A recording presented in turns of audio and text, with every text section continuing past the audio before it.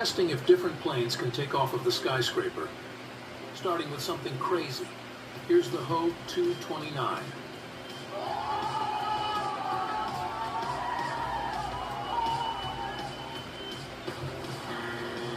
Let's try a light biplane, CR-32. Easy. Warthog.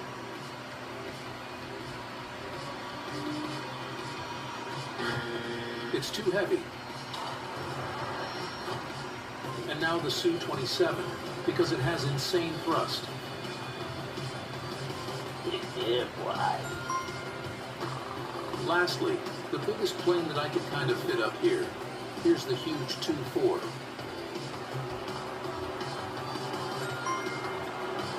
Out of competition, Harrier GR.7.